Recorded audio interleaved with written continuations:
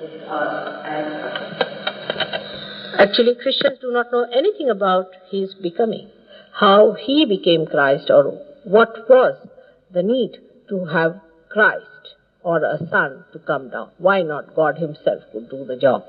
And this is the reason why I would request you to read for yourself the incarnation of Mahavishnu, by which you realize why Christ was born. And it is the most important incarnation because he is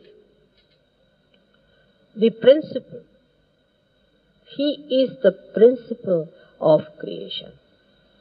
Tattva, as they call it in Sanskrit language, he is the Tattva. Ganesha, though resides in the Mooladhara, gradually evolves to be Christ at this stage. From that red chakra up to this chakra, he becomes Christ. He is the principle. Now, what is the principle? Within us, what is our principle? Is, say, the Kundalini, you can say. In this, the electricity is the principle of this one is. In the same way, the creation, the whole creation, if you take it as such, it is the principle and the support of this creation. He represents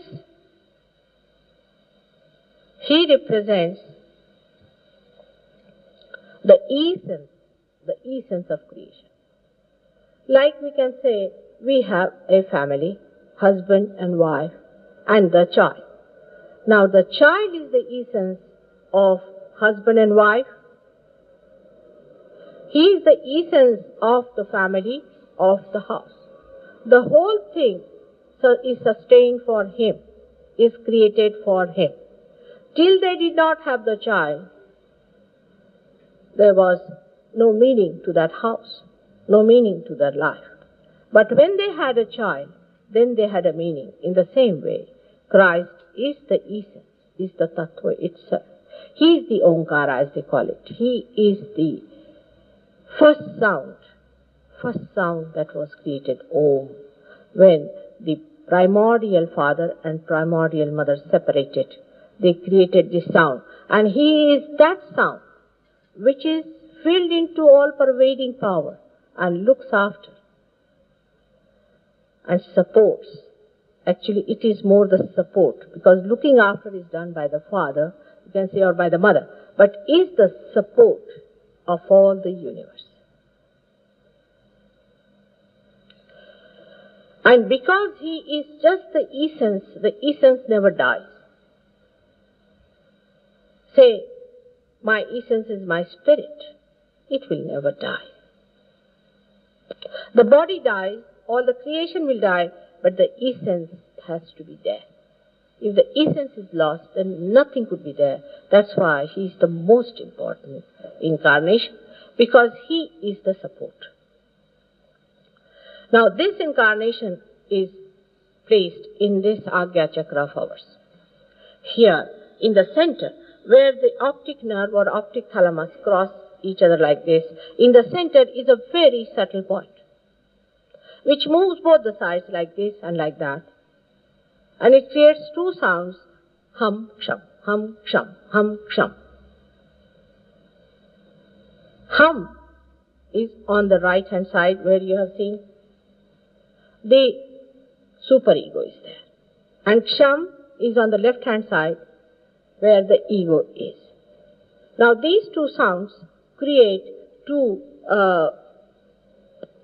kinds of vibrations. The hum sound creates the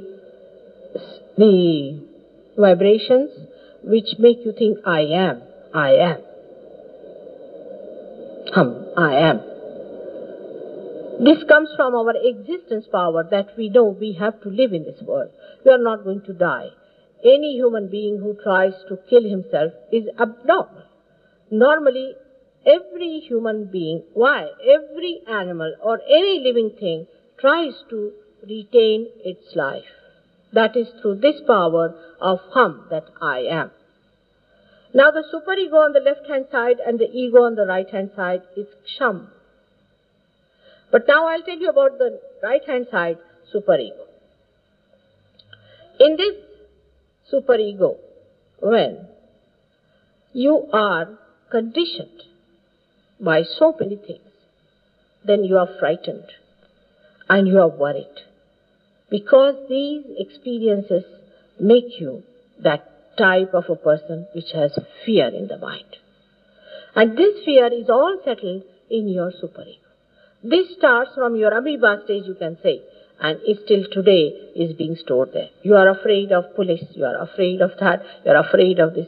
Some people are not afraid of these things but are afraid of something else, because whatever have been your conditions, whatever have been your experiences are all put down here.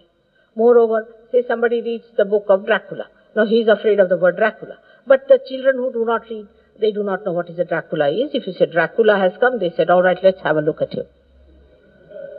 But those children have read about Dracula, they are literally frightened and they say, oh God, Dracula is coming, something terrible is going to happen. So, you see, whatever you have read, whatever you have gone through, whatever experiences you have had, all is in the superego. So this superego, in that, this center sends message. I am, you are, hum, hum, don't be afraid, you are. So the people who come to me, you have seen some people who come to me are victims of superego conditioning. And these are the people, actually at this stage only you can really discriminate between the two types. One who are very aggressive, the other who are absolutely, we should say, subordinated, frightened. These people, when they come to me, I've seen they go on crying and weeping, mother, this has happened, that has happened, and I really get tired talking to them. And there are so many of this kind that really you have to pay attention to them as Sahaja Yogis, because you will have to deal with them, how to manage them and how to work it out. Now at that time, if a Sahaja Yogi says, now you go on saying hum, hum, hum, hum. A Sahaja Yogi, if he says, then the vibrations will drive out his fear. Even if you are under any fear and you're walking around and you feel that there's frightened, you just say hum, hum, hum. Now, with this saying, the vibrations will clear out this side very nicely. Apart from that, that is the way you can get help from the divine, by saying hum. Now there are many things about hum and ksham, but as the time is, so I do not want to go into great details about it, but I would say the mantra for the right hand side is hum, and for the left hand side is ksham. The right hand side is the ego, which is real problem. You understand that is a real colossal one. You have to face them. I say anything small here and there, I find the whole thing coming up onto my head like that. So what is the solution for a colossal ego? Colossal ego can only be conquered by forgiving others. Those who have ego must learn, if they feel hurt, they must say forgive. Then another person hurts them, say forgive. And not only forgive, but ask for forgiveness. Both things should be done, more asking for forgiveness. You have to ask for forgiveness if you have too much of ego. It is very important, because if you have too much of ego, means what? That you have pampered it too much. That means you have used it too much. You have dominated people, and that's why you have such a lot of ego. If you have such a lot of ego, you must all the time try to humble down in your heart. Now, in the heart resides the spirit. The ego, too much of ego in a person, always takes you away from that spirit. That's why it is said, humble down in your heart. The reason is, in the heart resides that part of yours which gets completely obliterated or forgotten once you start pumping up your ego. But ego has its limits. It ends up into stupidity and foolishness. You take any person who is egoistical and who is blowing his own trumpet, you will immediately know because he'll be stupid. Without understanding what he's doing, he'll be doing such stupid things that you will start wondering, especially children, what's the matter with this fellow? Seems quite funny. And when the stupidity, you see, faces the person, then he sees for himself, oh God, how did I become so stupid? The stupidity comes to you because you forget the existence of God and your relationship with the whole. You think I am on my own. Why should I not do this? What is wrong in this? What is wrong in that? I should do these things. I mean, in this country, the way people are fighting for things, I mean, you must. Anybody, I mean, those so-called developing countries can't understand what's kind of a thing happening to these people, because the other day my son-in-law was reading an article that people are demanding now that a son-in-law should be allowed to marry the mother-in-law. And he just couldn't understand how can people gather together and ask for such an absurd thing like that. She is your mother. How can you say that way?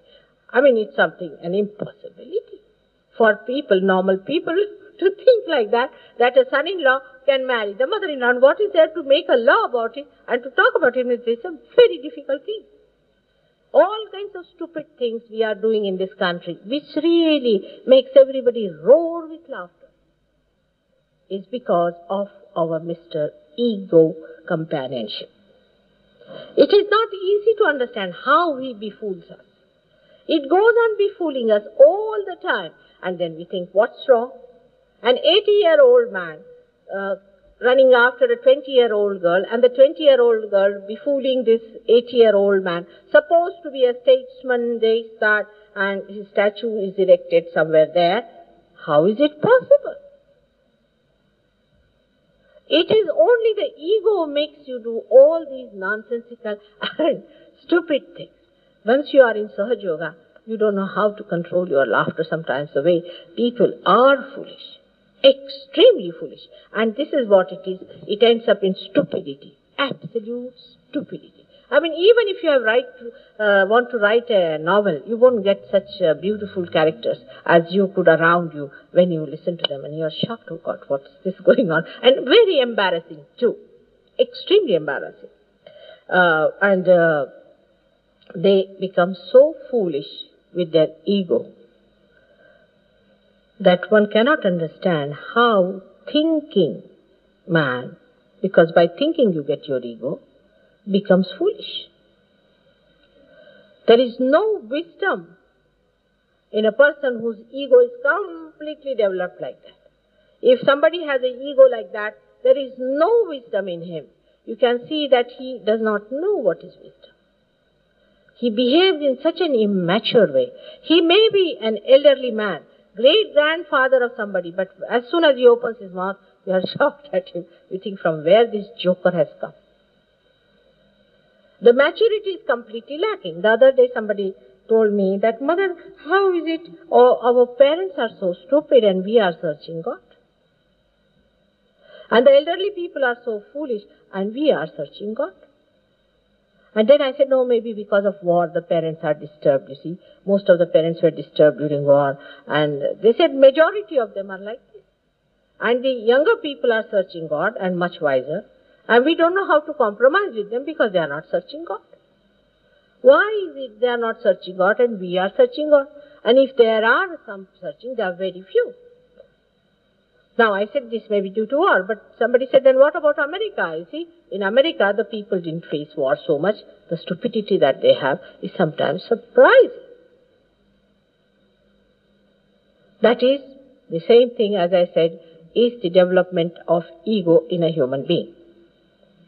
Now, ego is the thing that makes you think about everything. For example, now, we have to, say, go from here to Birmingham. Alright? So we think, now how will I go? Simple way is that I'll take a train or I'll take a car and go away. If there's no reservation needed, I will just jump into the train or go by the car. If the car is available, I'll go by car or by train. Finished. What is there to think about? But no, then we must plan it out. So I have programmed now. I have to go. So you go to the station and find the train is not there because there was some accident, so train is not moving. So you are absolutely upset because you think that the train has gone, now what to do? In that upsetting, you do not even remember that you have a car and you have to go by the car. Now, that whole thing upsets you because you had plans to go by train and you had planned everything. Now you cannot reach there, and what will happen? Now you are sitting here and worrying about it. Another person who is spontaneous, what will you do? All right, depends on, I may go by train or by car, whatever I feel like at that time. He's sitting tight. So he goes to the train, sees if the train is there, if it is nicely, there's a space available, he gets into it. If the train is not available, all right, he comes home, takes his car and goes away. So now you have informed the people that you must meet at such and such place. That's also is there, you see. So those people are running up down there and they will be there at the station. Now, what's the matter? Even if they're at the station, you can meet them at the station. You go by train and you can meet them. What is there to be that much upset about it? You see, you can always contact them. But the way we get upset, we have spoiled the complete program of going to Birmingham, which is a very beautiful program that we have got. We have to meet new people, we have to meet many people, we have to enjoy ourselves. That's all finished. Because we had planned something and it did not work out, we are finished. All these things make us a miserable person. And we are so miserable and so grudging and so boring that those who are next to you just get fed up of it and they say, now shut up. If you are not going to Birmingham, if you are not going, don't go, but don't eat my head now. It is a common experience of many. If this Mr. Ego, he doesn't want you to be happy. He doesn't want you to be relaxed. He all the time gives you ideas and tells you do this and do that and you must get it done and this is to be done and you better inform that person, be meticulous about it. And it will go to such details that anything fails, you are finished because your nerves are already finished and shattered. Anything, even a drop of inconvenience comes into you or even a feather of disturbance is there, you are finished. And so everybody is rattling, we have tensions, we have problems. Why?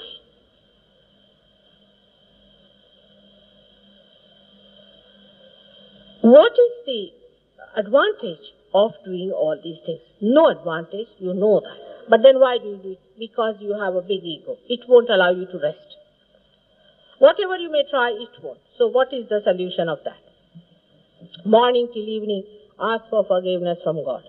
Pull your ears from both the sides and say, oh God, forgive me.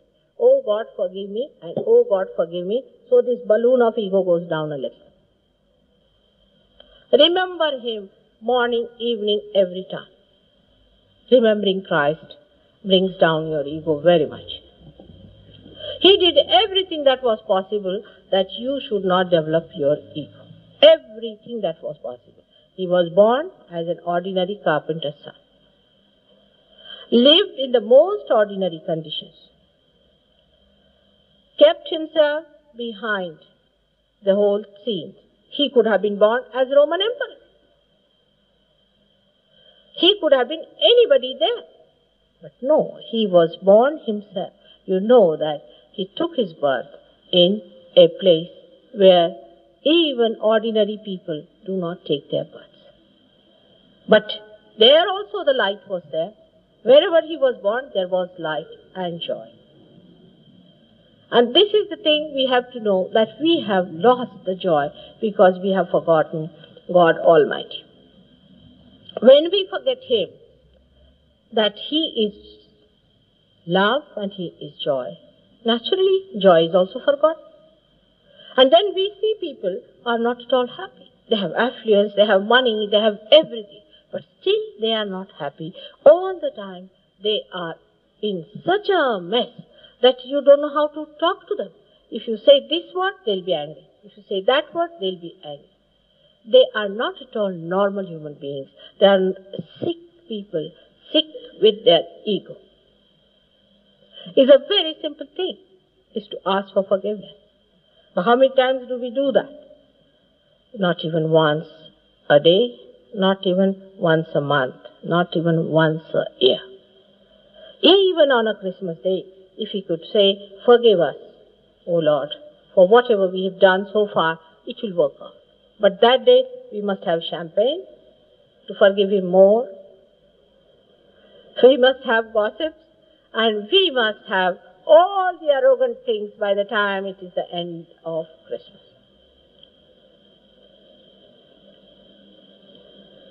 This ego, yellow side one, is the one that presses your superego too much. It does. It presses it so much sometimes that a person forgets that others are hurt by what they talk. On the contrary, they devise methods how to say things which are cutting, which are hurting, which are painful to others. They say such things. All the time if you see a person, say from a village, if he comes and sees, he'll think, are they quarreling or what are they doing? The whole discussion. Even in the parliament I was surprised.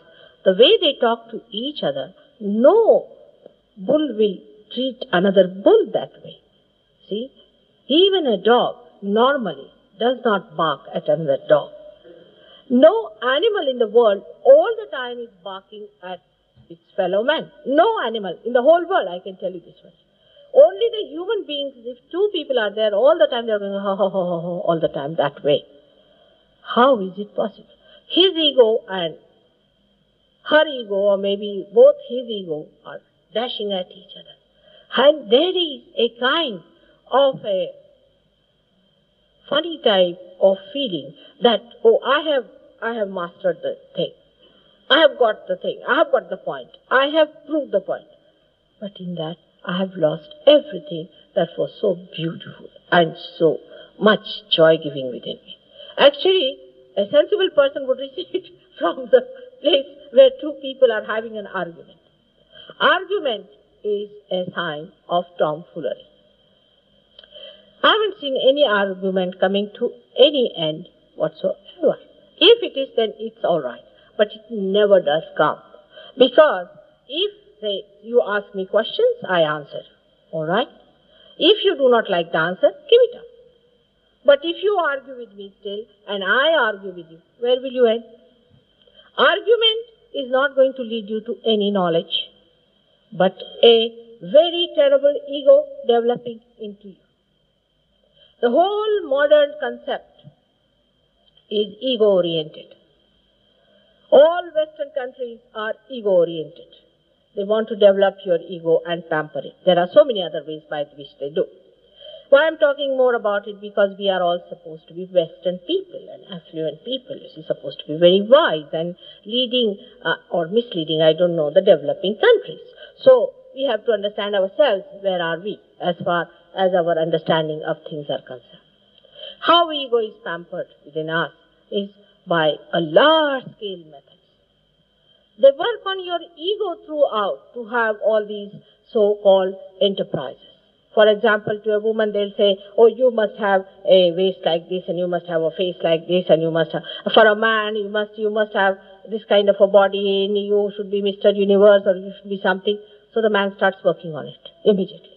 There are so many people I've seen running on the roads in this cold, I don't understand, like mad, and some of them are member of parliaments. The whole night they keep awake and the whole day they are running about. I say, what are you doing? What is the need to do this? To keep good health, you must do it. To keep good health, don't work like mad. Be a sensible and a wise person. Wisdom is to be sought, to keep good health, to be all right, and not this kind of mad, ego-oriented thing. So then the one way is to excite your ego about your physics. Then there is ego about, you must have a big car. You see, people try to show off their possessions. You have a big car, then they are going about. They really look to me like jokers. That's all they are. Car I can understand is a convenience, and a good quality car, if somebody can afford, should have it, because it's a headache to have a bad car, so it's alright. But by having a car, you become something great. You may not have food in the house, but you must have a very good car to go about. And all these ideas come. Then they will advertise, you see, this will be a very good car for you. what is it for you? It is nothing but to pamper your ego. All these advertisements are nothing but by which your ego is pampered. All these things are treated. Now, in America, if you go, every handle has to be different, everything has to be different. Why so much difference in everything? Why do you want to have everything so different? Is it some aesthetics you think in that? It is none of the aesthetics, but it's just to pamper your ego. Even the so-called art connoisseurs are nothing but ego pamperers. Your stamp collections, this, that, all this is nothing but ego pampering. And what a waste of time. You just think about it. This ego thing comes into us because we are, first of all, as I said, that in the West, the living was very difficult. They had to fight the nature. And when you have to fight the nature, you have to develop your ego to fight it. Or actually, when you are fighting the nature, the ego develops with it. And then once that momentum has started in you, it is very difficult to bring it down. It is such a terrible disease that people have taken it for granted that that's a part of their lives. You are not your ego. You are not. When I say that you must surrender yourself to God, they say, Mother, why should we surrender? Yourself means that ego with which you are identified. I don't say that you surrender your wisdom. Or I can say surrender your ego to your wisdom. But it is so difficult to give it up because we have learned to live with it, identified with it. We just cannot think of life without our ego. We just cannot. And it is gone to such an extent that we don't even realize how far we have gone in cruelty. Like, I like this kind, I like that kind. You go to somebody's house and you say like this. It's indecent to talk like that. It is vulgar to express I like. Who are you? Are you God? I want this, I want that, I am very particular about this, who are you? Just ask yourself a question, who am I? I am the spirit. I am that eternal being. Have I become that? On the contrary, we are hurting everybody's spirit by our ego. Every moment when we talk to others, we are hurting them. Actually, people have lost faith in God because those who are in charge of God are so arrogant and so egoistical that it has become impossible for anybody to think of God which is beyond your ego. You will be surprised. Ego is absolutely superficial like a bubble. It is just like a balloon which can burst just like that. And it should go. It should go so that you should rise. It should disappear so that your attention rises in your spirit. And that you see the whole world as a part of that spirit that you are. This is the boundary which you have to cross, and for that we have to take help from Christ. Christ crucified himself. Why? Because what did he do? Did he loot people? Today you have thousands of these thugs coming here and looting you. Nobody crucifies them. What did he do? He just challenged the ego of these Romans and of these Jews, those who were angry with him. And that's why he was crucified. And we have to crucify our ego now through his cross. Otherwise, we are going to do the same again to ourselves, that in our own being we crucify our Christ by our ego. It is a very symbolic death of Christ. His birth in the most humble place, in a very humble place.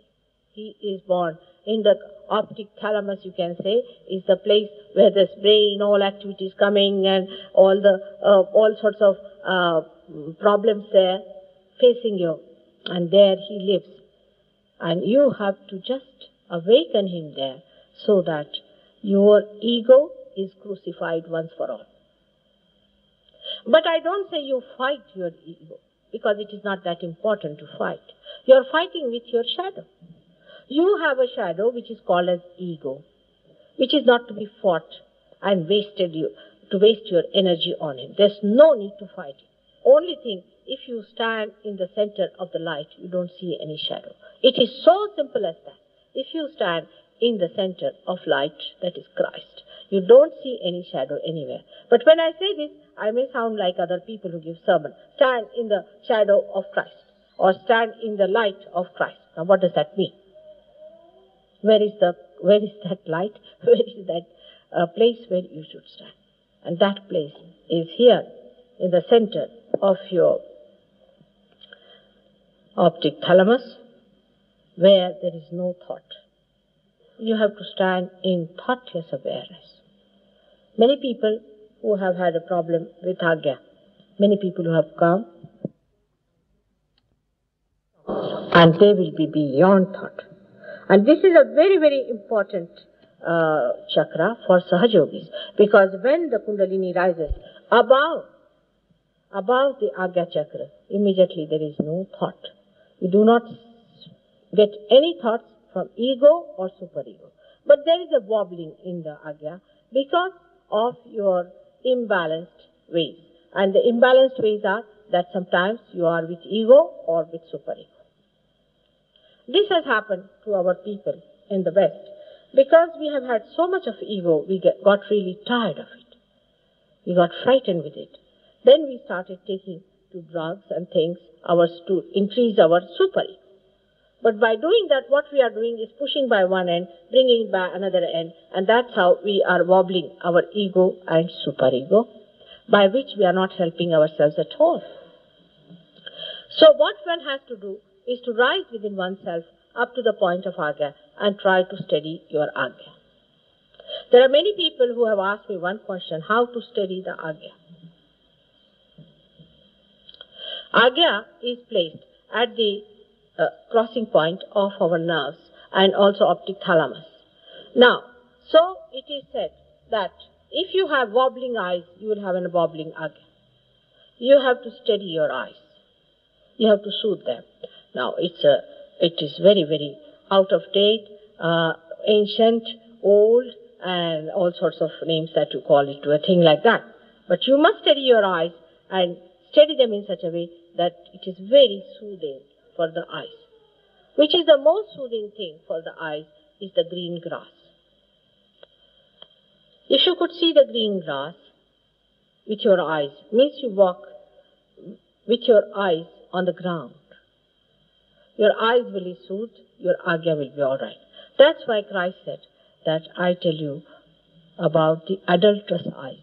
He talked about adulterous eyes, the eyes with which you do adultery. It's a very common thing these days. Every woman a man must see, every man a woman must see. As if it is the most important job. If you have not seen one woman, you have finished. I mean, this is being modern. But I am an old-fashioned lady. And at the time of Christ, he said, you should not have adulterous eyes. And the ones who have adulterous eyes are no more than any other but our Western Christians, who all the time, even in the church, even when they are giving sermon, their eyes are moving with adultery.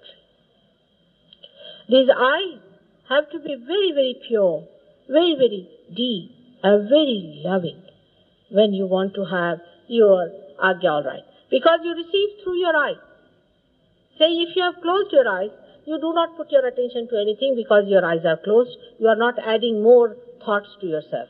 But if your eyes are open, you are adding much more thoughts, because everywhere the eyes go, the attention goes, and you see things and create thoughts and put in them.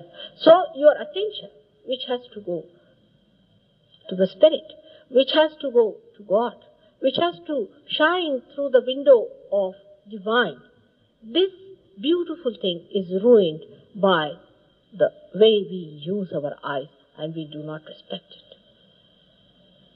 There's nothing so pure and beautiful as the grass on the ground, or the ground itself. which takes our feet, which supports us, which looks after us, enriches us. We should put our eyes on the Mother Earth instead of looking at every person. But from Sahaja Yoga point of view now, many of you know what happens to your eyes when you look at somebody. Maybe entity might enter into your eyes. And it is, you will be amazed, that it is the play of the entity, what we call this so-called flirting is. I've talked about it before also, and people didn't like it when I told them about it.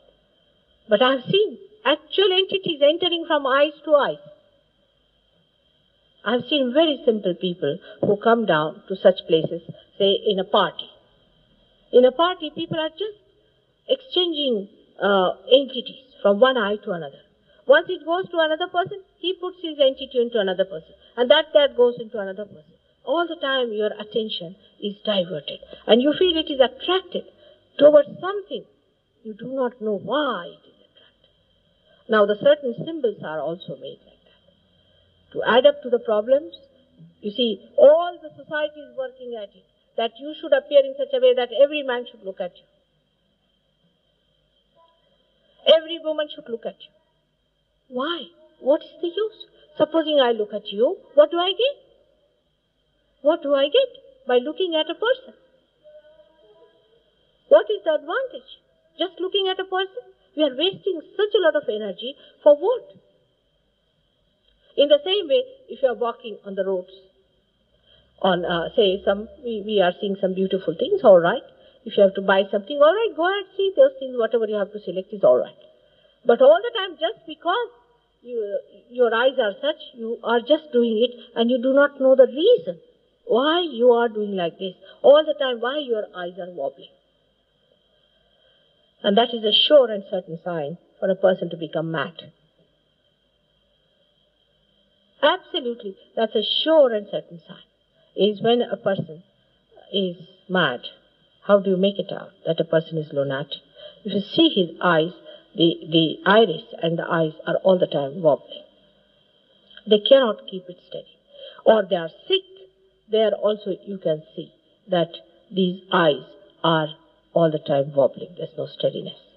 Not only this, but you have seen those people who come in the Sahaja Yoga, when they close their eyes, they find their eyes are flickering. Their eyelids are flickering.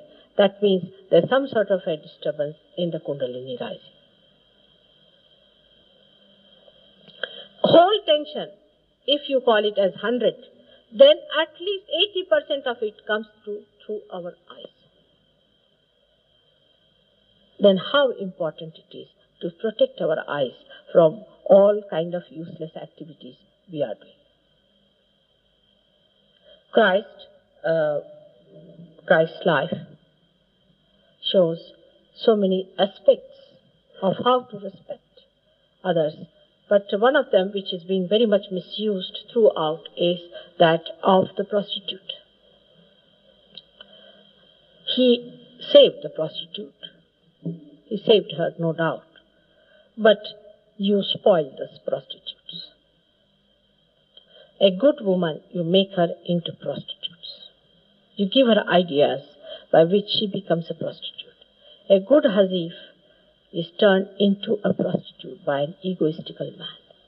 Young, small girls who are virgins are being destroyed by your dirty glances. Do you realize this? That you are doing just the opposite what Christ had done. And you say that he saved Christ. So even if we are prostitutes, he'll save us. But why be prostitutes? This is such a stupid style of thinking, that we should become prostitutes so that Christ will save us.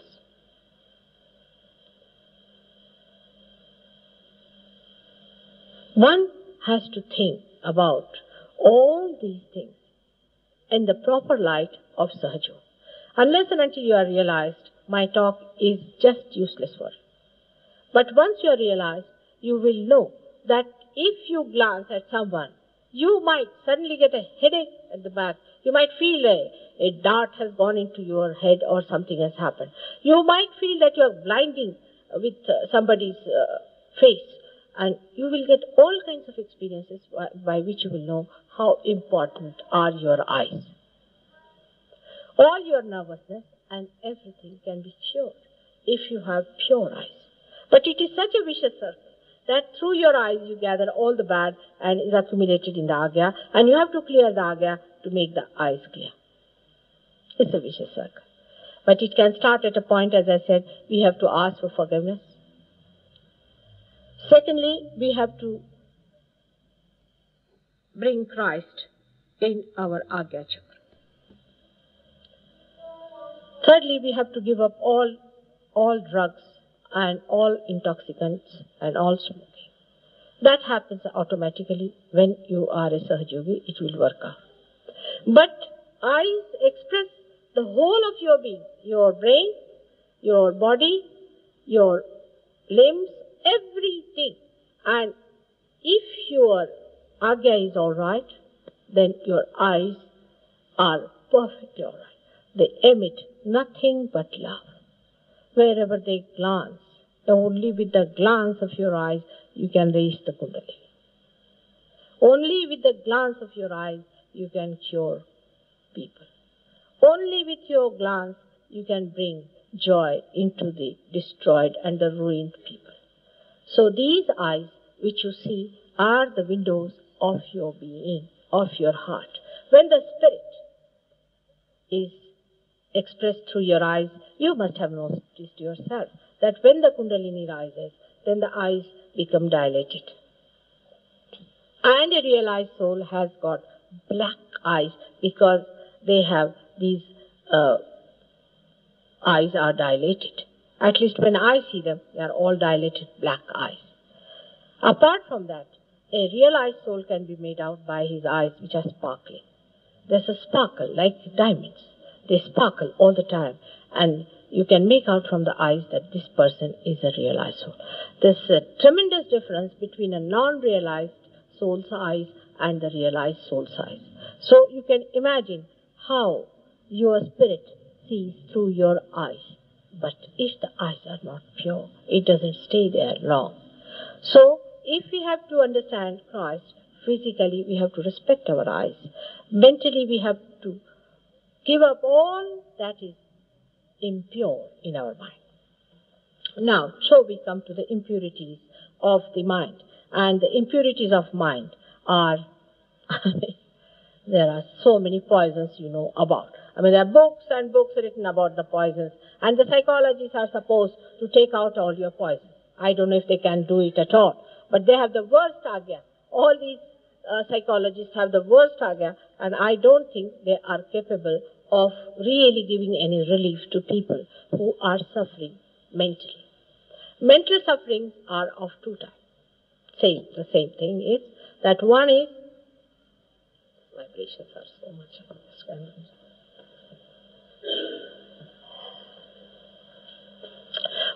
One type of mental troubles are where people oppress you very much. You see, you go on bearing the cross. Now, this is a very wrong idea people have about Christ. Bearing the cross doesn't mean that anybody who tries to oppress you, you should go on taking the enslavement upon yourself. You are not to enslave to anyone whatsoever. Anybody who tries to make a slave out of you, you should deny it, absolutely. You should say, I am. Who are you to dominate? Anyone, whether you are of a black skin or a red skin or a yellow skin, nobody has right to dominate anyone in this whole world. And if anybody is doing it or what to do now, after all, you see, we are poor people, or we are like this, or he is supporting and all that, then they are running away from their duty towards themselves. Such people cannot get realization. Slaves are not going to become kings. So the slavery that is supposed to be confused with bearing the cross is another confusion of modern times. We have to rise in our self-respect, and we have to understand that no one in this world has a right to dominate us. But then what is bearing of the cross is? First of all, the people of his level never suffer. It's just a joke going on. It's a leela. It's a play going on for them. They never suffer. And even if they so-called act as suffering, they just do it because they want to do it. They are not helpless people. They are not slaves. And those who think that by bearing it up and by suffering it, we are becoming Christians, they should know they are psychological cases. And if they are crying and weeping and all the time saying, what to do? You see, I'm in love and my lover tortures me. You are neither in love, neither you have a lover. It is a kind of a psychological clubbing that he is a dominating man and you like his domination, that's why you are together. It's a simple fact. So every human being has his own self-respect, and he must respect his self, that is the spirit within him. Under the rule of God, nobody has the right to dominate anybody's spirit. But when you are given freedom, you go to the other side, that is Mr. Ego. You do not know how to use your freedom. So you try to dominate others. Your freedom means everybody's freedom is in danger. You are on top of everyone and torturing everybody's souls, and you are dominating by land and by property or by possessions. So either this way or that way, mentally, if you are of this category or that category, you are against yourself. Just be in the center and see for yourself. Just be looking at it. Are you emitting love towards another person? If you are a slave, how can you love? You cannot. If you are free and abandoned, how can you love? Love has its own bondages, very sweet and beautiful. You have to live with them. You enjoy those bondages. For a little child will come to your house and he will spoil your house, no doubt, and that he should do. And you should enjoy that spoiling. Then your freedom, if it is challenged by a little child's crying, then you are not wise people. This is abandonment. Or I would say it is loneliness. It is cutting off from the primordial, from the big one, from the large one that you are. Is not to be able to tolerate the freedom of others. A child has no freedom to cry in the house. What sort of freedom you conceive of? A mother has no right to say something she wants to say about her child, which is her duty to tell him what is right and wrong. If the son does not have right to eat whatever he likes in his own mother's family, then what sort of freedom do you have? It's such a confusion of things. So this kind of freedom is just the opposite and extreme of enslavement. But in the center is love, where you are bound by everyone. I am bound by my children. Yes, I am. I am proud of them. They bound me, and I bound them too. It's a mutual bounding which we enjoy among ourselves. There is such a give and take when there is such a bondage of love. But do we understand the importance of bondage of love? At the slightest pretext, we break it. Say a wife says, I would like to go out today. Husband says, why? I'm very tired. Don't you understand? Or if the husband says, I feel like eating something, or some particular thing, he says pancake or something. A small thing. Oh, I'm very tired every time you're demanding. If she could just think, by making that little thing, he would be so very happy. She should be dying to know what he wants, and he should be dying to do what she wants, and then enjoy each other's company, or you are wasting all your properties that you have as human beings. You don't know how much you are wasting from each other. Every moment is filled with such beautiful bondages, where exchanges are there. What have you gained? The way you are fighting, the way you are going about, what have you gained? Let me see. When you die, you have to announce in the paper that XYZ is dead, and you find there's nobody. And you have to even pay for people to visit you when you die. This is the case today. Such dryness, such emptiness, such loneliness exists. What have we achieved through this? So this bondage, we have to. And there is no question of sacrifices. Either way, we must sacrifice for the family. What are you sacrificing? I mean, if you pay for your family, you get the joy out of it. That's why you do it. If you have to lead a nice, good life, you are not sacrificing anything, but you are gaining by that, leading a good life.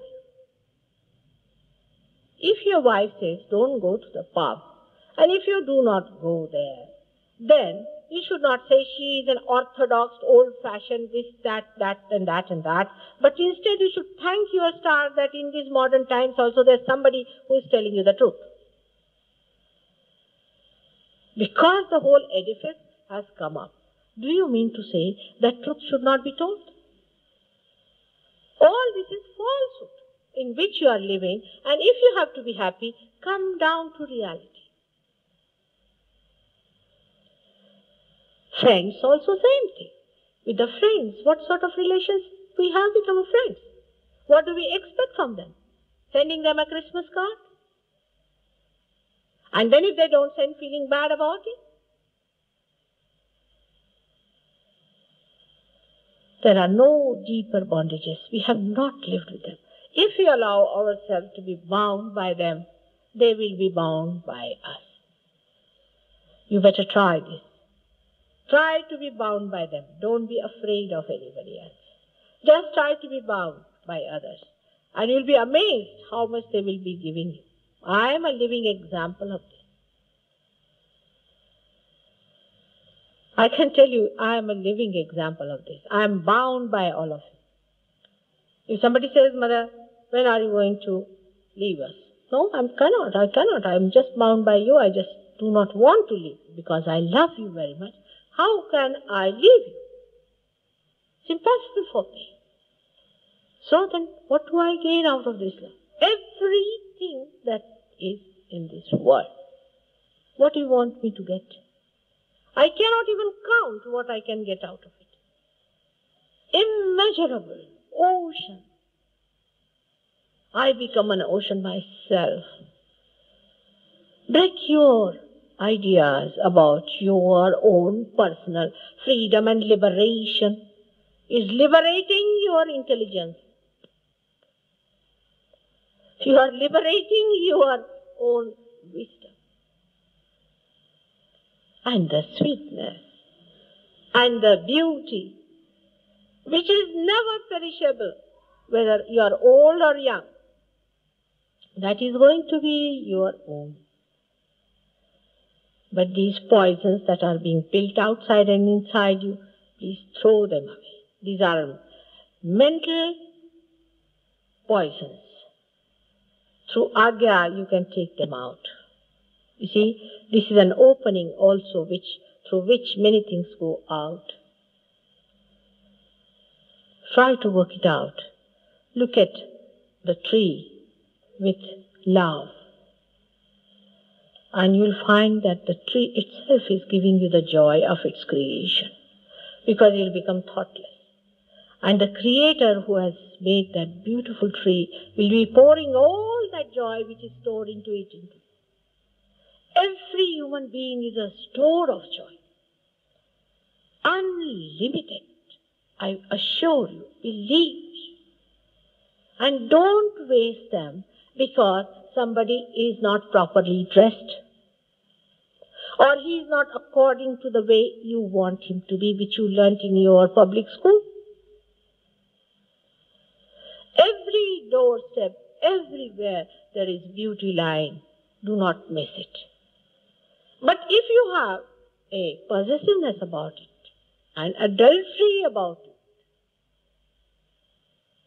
then you can never enjoy them. You can never enjoy all that beauty, all that store, all that wealth that is in every human being. Every moment it is bubbling. For Agya, it's a good thing. Christmas is coming, and at the time when I have to wish you happy Christmas,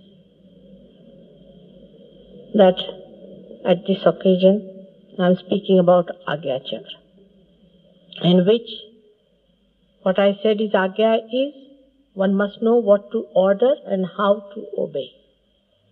Obey the divine, obey your elders, obey yourself and not your ego, and then you can order also others. Not only human beings, but you can even order the sun and the moon and all the winds and everything in the world. Everything you can control, everything with this Agya. You try one thing. If you know somebody is going to do something wrong, just take his name and put it to Agya. He'll not do it.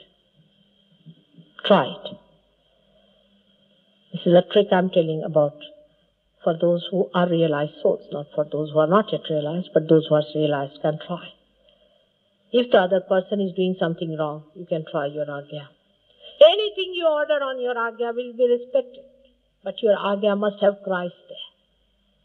Because you have the great support awakened within you, which does not exist here, but into every man's head.